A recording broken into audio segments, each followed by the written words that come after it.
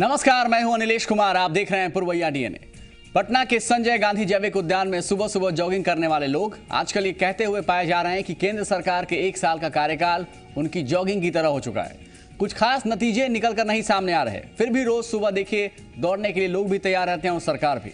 लोगों का दौड़ना देश की अर्थव्यवस्था की तरह ही है, जिसमें चलना, बैठना, हाफना सब कुछ शामिल है। चलिए इसी बहाने सही लोग सरकार से खुद जोड़ तो रहे हैं।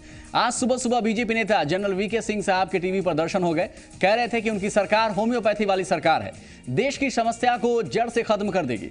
अब मेरे लिए समझना थोड़ा मुश्किल हो रहा है कि पटना में 30 रुपए भिंडी और लगभग 200 रुपए किलो आम खरीदने वाला आम आदमी डॉक्टर कब तक इस सरकार में खेलते रहेगा। महंगाई दर घटने के तमाम आंकड़ों के बावजूद एक आम आदमी समझ नहीं पा रहा है कि अब तक सस्ता क्या हुआ। अब कहा जा रहा है कि सरकार द्वारा किए गए प्रयासों का नतीजा आपको भविष्य में नजर आएगा। यानी वोट देना भी आजकल इन्वेस्टमेंट की तरह हो चुका है। जैसा कि विज्ञापन में 300 की स्पीड में कहते हैं, mutual fund investments are subject to market risk, please read the offer before investment. उसी तरीके से वोट डालने से पहले सारे रिस्क देख लें। और जिस तरह निवेश के बाद पता चलता है कि कंपनी सिर्फ बातों की धनी थी, खजाना खाली ही था, उसी तरह दल भी जनहित के मुद्दों पर सरकार में आने के बाद खाली हो जाते हैं। ये सारा मामला सिर्फ लोगों से जुड़ने का ही है। जैसे झारखंड कांग्रेस अब गांव-गांव घूमकर लोगों को केंद्र सरकार के खिलाफ जागरूक करेगी। कांग्रेस के प्रवक्ता हैं डॉक्टर अजय कुमार कल से टीवी पर लगातार कह रहे हैं कि कांग्रेस की सरकार के पास पैसों की कमी नहीं थी, इसलिए हमने किसानों का कर्ज माफ किया। पर ये अजय कुमार नहीं बता पा रहे हैं कि भारत उनके शासनकाल के दौरान भी 1,500 करोड़ रुपए रोज कर्ज ले रहा था और उनके फैसले का अर्थव्यवस्था पर क्या असर हुआ। इधर नीतीश जी भी व्यक्ति से संपर्क करने में जुटे हुए हैं, वो व्यक्ति जिसने मोदी जी को चाय पर चर्चा कार्यक्रम का आइडिया दिया था। यानी नीतीश जी ने आज खुद ही साबित कर दिया कि उन्हें बीजेपी के प्रचार से दिक्कत नहीं थी, बल्कि सिर्फ मोदी से ऐतराज था। तो आज ऐसे ही कुछ विरोधाभासी खबरों का करेंगे डीएनए टेस्ट। पुरवैया डीएनए की शुरुआत कर रहे हैं जेडीयू 2.0 से। 2.0 का मतलब होता है एक संभावित बदलता हुआ संस्करण। चुनाव प्रचार अभियान में तकनीक का इस्तेमाल लगातार बढ़ता जा रहा है। बिहार विधानसभा चुनाव का प्रचार अभियान इस बार हाईटेक होगा। बीजेपी लगातार इस पर मंथन कर रही है। तो देखिए, जेडीयू लोकसभा चुनाव के दौरान बीजेपी के प्रचार अभियान के प्रमुख रहे प्रशांत किशोर को हायर करने की तैयारी कर रहा है। देखिए,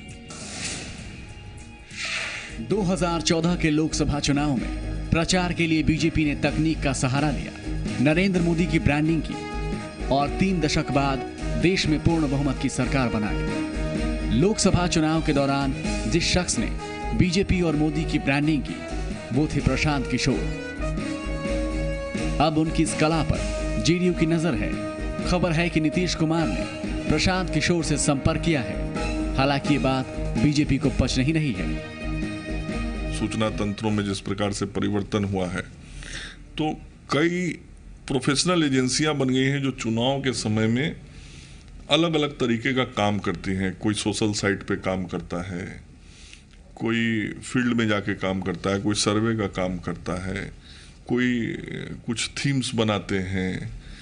तो इस प्रकार की एजेंसियों को लोग हायर करते हैं। तो ये कभी किसी के साथ जा सकते हैं। प्रोफेशनल आदमी को जब जहां सौदा पट जाएगा वहां चला जाएगा। बीजेपी की इस टिप्पणी पर जेडीयू ने पलटवार किया।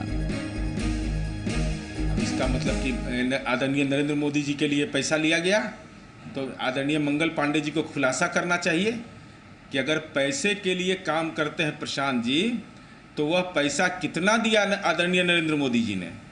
अगर उनके ही आरोप से उन्हीं की कलई खुल रही है, अगर जिसके प्रचार के बदौलत देश के प्रधानमंत्री के पद पर आदरणीय नरेंद्र मोदी जी नवाजे गए, और उसी राजनीतिक दल के प्रदेश अध्यक्ष का यह आरोप कि वह व्यक्ति पैसे पर काम करता है, तो आप उनको सोना चांदी देके काम करवा रहे थे। क्या कर रहे थे, इसका खुलासा करिए ना।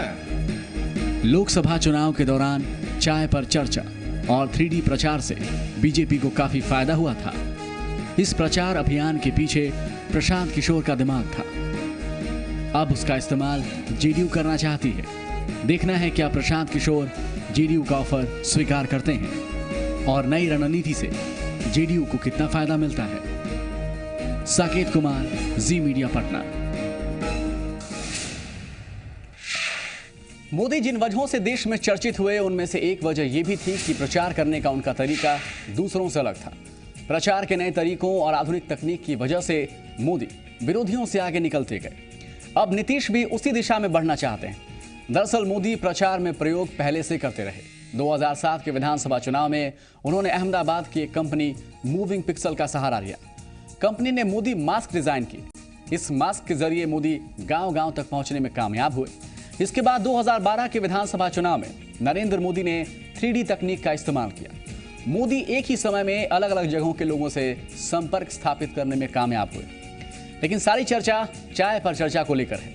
दरअसल चाय पर चर्चा की शुरुआत कहीं ना कहीं अमेरिका से हुई। इसे अमेरिका से जोड़कर इसलिए देखा जाता है क्योंकि अमेरिका में 1773 में चाय को विरोध जताने का एक तरीका माना गया, यानी वैचारिक विरोध की छौंक के साथ विरोध का तड़का भी। दरअसल हुआ यह कि 1713 में ब्रिटिश पार्लियामेंट ने टी एक्ट पास किया था।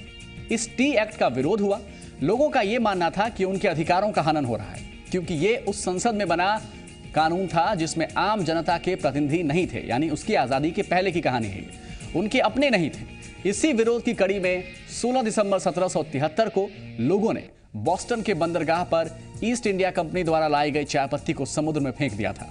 इसके बाद कड़े कानून बनाए गए, व्यापार को खत्म कर दिया गया और इसके बाद हुआ यह कि फिर जनता का गुस्सा और बढ़ा। 1775 में बॉस्टन के पास क्रांति की शुरुआत हुई और उसके बाद उसे स्वतंत्रता मिली, लेकिन इस शुरुआत चाय पर एकता के रूप में हुई। पर यहां भारत में चाय को वैचारिक क्रांति लाने के हथियार के तौर पर इस्तेमाल किया गया। पहली बार प्रचार को लोगों की दिनचर्या के साथ जोड़ा गया और इसमें कामयाबी भी मिली। अब देखना यह है कि मोदी को कामयाबी दिलाने वाले क्या नीतीश कुमार के साथ जाते ही उन्हें कामयाबी दिला पाएंगे, उनकी रणनीति क्या होगी, इस पर सबकी नजर रहेगी। आगे बढ़ेंगे। एक तरफ बीजेपी जेडीयू जहां अपने सॉफ्टवेयर को अपडेट करने में जुटी है, तो कांग्रेस अपने पुराने दौर में लौटने की कोशिश कर रही है।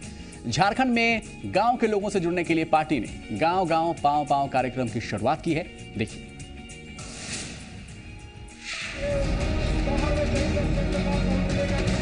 याचना नहीं, अब रण होगा। भूमि अधिग्रहण के खिलाफ जंग होगी। प्रदेश कांग्रेस के इस नारे के साथ भूमि अधिग्रहण अध्यादेश के खिलाफ आंदोलन का शंखनाद कर दिया गया है। राजधानी रांची की सड़कों पर लंबे समय के बाद कांग्रेस के तमाम बड़े नेता एक साथ कदम ताल करते दिखे और पद यात्रा की। और आज हम लोगों ने शंखनाद किया है और लोगों की भारी तादाद, चाहे हमारे बूथ के वर्कर हो, प्रखंड के वर्कर हो या जिला के हो, और तमाम हमारे स्टेट के पदाधिकारियों, सीनियर लीडर से सबके सहयोग से हम लोगों ने संकल्प लिया है कि मोदी की सरकार जो जन विरोधी नीतियां ला रही है उसको हम लोग पर्दाफाश करते हुए उसको उखाड़ फेंकेंगे और उसकी कोई मंशा नहीं पूरी होने देंगे। और हम लोगों ने कहा है याचना नहीं, रन होगा। भूमि अधिग्रहण कानून के खिलाफ अब जंग होगा, ये हमारा नारा है। कांग्रेस का गांव गांव पांव पांव कार्यक्रम का उद्देश्य सिर्फ भूमि अधिग्रहण अध्यादेश के खिलाफ आंदोलन करना ही नहीं है, बल्कि इस कार्यक्रम के जरिए पार्टी अपने नेताओं को एकजुट करने की भी कवायद में लगी है। 77 का भी युग देखे थे, बीच वाला भी देखे थे, और जब चिकमगलूर से मैडम इंदिरा गांधी को जीतने के बाद ये लोग हटा दिए थे, वही लोग यहाँ बैठे हुए हैं। आज जो खदान बेच रहे हैं, जो मजदूर को बेच रहे हैं, तो राहुल जी ने कहा कि मजदूर किसान एक हो, उसका नारा लेके हम लोग चल रहे हैं। अब बहुत कम समय में नरेंद्र मोदी को पता चलेगा और वो युवक लोग जो इनके बहकावे में आके वोट किया था, वही लोग इनसे ऐसा सवाल करेगा कि इनको गद्दी से उतरना पड़ेगा। प्रदेश कांग्रेस की पदयात्रा में दिल्ली की राजनीति करने वाले नेता भी शामिल हुए। दिल्ली के नेताओं ने यह संदेश देने की कोशिश की कि ये महज माइलेज लेने की राजनीति नहीं, बल्कि कॉर्पोरेट घरानों के खिलाफ किसानों के हित में हक की लड़ाई है। माइलेज के लिए नहीं है। अगर आम जनता के भी, जो आम जनता विरोधी, किसान विरोधी, आदिवासी विरोधी, आदिवासी विरोधी, दलित विरोधी अगर कोई सरकार भारत के इतिहास में पहली बार इस तरह का कभी किसी तरह के इस तरह से कॉर्पोरेट के पक्ष में कुछ चुनिंदे उद्योगपति के पक्ष में सभी कानून बदले जा रहे हैं, तो उसके खिलाफ में सिर्फ एक ही पार्टी इस देश में, वो कांग्रेस पार्टी है जो जनता के हित में लड़ती है। और बाकी लोग इसमें जो अगर शामिल होना चाहते हैं तो कांग्रेस के नेतृत्व में शामिल हो। पार्टी नेताओं ने केंद्र सरकार के साथ साथ राज्य सरकार के खिलाफ भी जमकर हमला बोला और साफ किया कि ये मौजूद नीतियों के खिलाफ जंग का आगाज है। बेरोजगार नौजवान कहा था कि हम 100 दिन के अंदर उनको रोजगार दे देंगे 30 लाख लोगों को, तो ये सारे चीजों के झूठ फरेब के खिलाफ। और 6 महीना रघुवर सरकार की यहाँ हो गई। ये सारे योजना पहली बार मोदी सरकार ने छल किया लोकसभा को कि बजट पास किया कुछ और 80% सारे योजनाओं का पैसा काट लिया। तो इसके खिलाफ ये एक कदम आज उठा है जो मोदी सरकार को नस्ता नाबूद करके ही रुकेगा। जाहिर है ये पदयात्रा हाथ के लिए संजीवनी साबित हो सकती है। अब देखना यह है कि यात्रा का मकसद हासिल करने में कांग्रेस कितनी कामयाब हो पाती है। अविनाश कुमार, जी मीडिया, रांची। झारखंड विधानसभा चुनाव में बीजेपी के हाथों मात खा चुकी कांग्रेस अपना खोया हुआ जनाधार पाने की कोशिश में है। इसके लिए उसने गांव का रुख किया। बता दें आपको कि झारखंड की 76% आबादी गांव में रहती है। हाल के दिनों में ग्रामीण इलाकों में कांग्रेस की पकड़ कमजोर हुई। ये विधानसभा चुनाव के परिणाम भी बताते हैं। 2005 के विधानसभा चुनाव में कांग्रेस को 9, 2009 के विधानसभा चुनाव में 13 और 2004 के विधानसभा चुनाव में पार्टी को मात्र 6 सीटें मिली। ये 2009 के मुकाबले आधे से भी कम हो गई। कांग्रेस का आरक्षित सीटों पर प्रदर्शन बेहद खराब रहा, यानी रिजर्व सीट। ये आंकड़े दर्शाते हैं कि झारखंड में कांग्रेस की पकड़ आम आदमी के बीच कमजोर हुई है। झारखंड ही नहीं, देश में भी इस समय कांग्रेस की स्थिति ठीक नहीं है। आजादी के बाद सबसे ज्यादा वर्षों तक सत्ता में रहने वाली कांग्रेस पार्टी 2014 में 12 राज्यों में चुनाव हार कर देश के मात्र 10% हिस्से में सिमट गई। लगातार हार के बाद न केवल पार्टी नेतृत्व बल्कि वोट खींचने की नेहरू गांधी परिवार की क्षमता पर भी सवाल उठे। अब कांग्रेस एक बार फिर खुद को दोबारा खड़ा करने की कोशिश में है, लेकिन उसने गांव का रुख किया है ताकि लोग उससे जुड़ सकें। देखना ही होगा कि इस मुहिम में लोग कैसे उसके साथ जाते हैं और इस बार ऐसा नया क्या होगा कि उस पार्टी में फिर से जान फूंकी जाएगी। बहुत छोटा सा विराम, दिलचस्प तस्वीर के साथ लौटेंगे।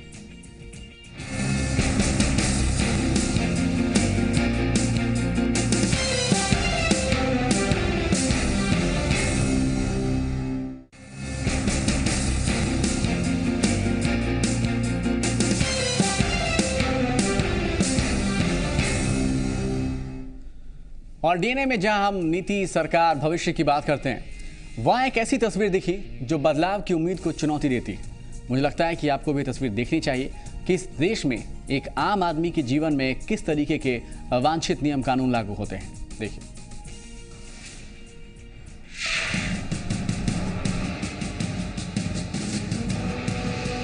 कटिहार में अंतरजातीय विवाह करने वाले प्रेमी युगल और उनके परिजनों से दबंगों ने 50,000 रुपए की रंगदारी मांगी। दबंगों की ओर से रंगदारी नहीं देने पर गांव से निकालने और हत्या करने तक की धमकी दी जा रही है, जिससे नवविवाहित जोड़ा और उनका पूरा परिवार दहशत में है। हम लोग यहाँ लुकाते छिपाते हैं इस लोग के डर से, क्या करेंगे, लास्ट में भी घर तोड़ के भाग जाएंगे। कटिहार में सालमारी थाना के गोगरा गांव निवासी छोटू यादव ने सोनी से प्रेम विवाह किया था। इस अंतरजातीय विवाह से दोनों के घर वाले खुश थे, लेकिन रंगदारी मांगे जाने के बाद उनकी खुशियां गायब हो गई हैं, क्योंकि दबंग उन्हें परेशान कर रहे हैं। ब्याह शादी कर को बेटा दे, भोज नहीं खिले हमरा पैसा दे, तो हम गरीब लोग कहाँ से पैसा आने? नहीं दिलाते तो बच्चा सब मारपीट करते, जान मारी दे रहे।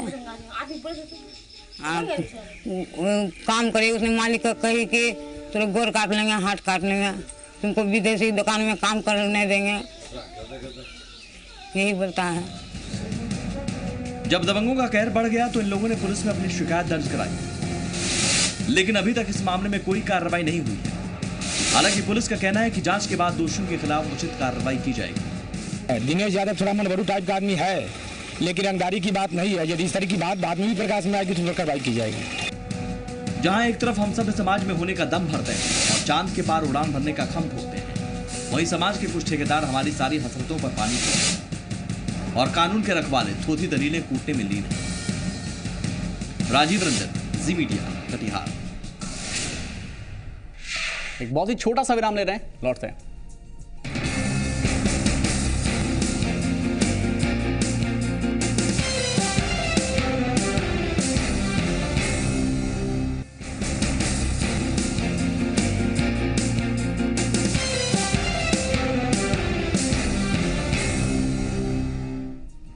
और अब बात उस आम की जो बेहद खास है। पटना के दीघा का दूधिया मालदह अपने स्वाद के कारण दुनिया भर में प्रसिद्ध है, लेकिन आने वाले कुछ सालों में हम इस आम को शायद देख भी ना सके। ऐसा क्यों, देखिए।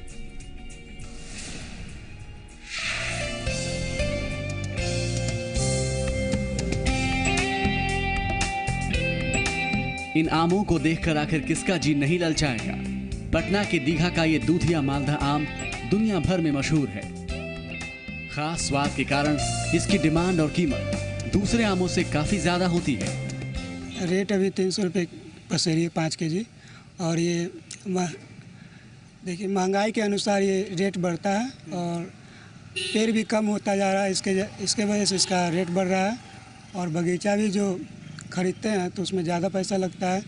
जैसे पहले खरीदते थे 30,000 रुपया में कम से कम 15 पेड़, अब इसका 15 पेड़ का हो गया 50,000 रुपया। तो धीरे धीरे इसका रेट बढ़ेगा, पेड़ कम होगा तो इसके वजह से हम लोग बगीचा का भी आम का भी रेट बढ़ाएंगे। साल दर साल दीघा में दूधिया मालदा आम के पेड़ों की संख्या कम हो रही है। यहाँ जमीन की कीमतें आसमान छू रही हैं, जिस कारण किसान बागीचे बेच रहे हैं। अब यहाँ आम के बागीचे की जगह कंक्रीट का जंगल तैयार हो रहा है। जिस किसी ने यहाँ के आम का स्वाद चखा है वो यहाँ के हालात को देखकर चिंतित है। सुना करेंगे या स्वप्न में दिखेगा कि भाई कभी दीघा का मालदा हुआ करता था, सिर्फ उसका नाम होगा और बाकी मिलेगा नहीं। दीघा में निर्माण और विकास के नाम पर पेड़ों की अंधाधुंध कटाई हो रही है, बगीचे सिकुड़ते जा रहे हैं। अगर इसी तरह इन आम के बगीचों की अनदेखी जारी रही तो वो दिन दूर नहीं जब ये आम खाने को नहीं किताबों में पढ़ने को मिलेंगे। जब आम की बात आती है तो लोग ये कहते हैं कि दीघा का मालदा नहीं खाया तो आम क्या खाया। लेकिन बदलते वक्त के साथ ज़मीन की बढ़ी हुई कीमतें आम के बगीचों पर भारी पड़ रही हैं। आने वाले समय में दीघा का मालदा इतिहास बनने वाला है और शायद लोगों को सिर्फ सुनने को मिलेगा कि दीघा का मालदा कभी लोग खाया करते थे। कैमरामैन राजेश के साथ आशुतोष चंद्रा, जी मीडिया, पटना।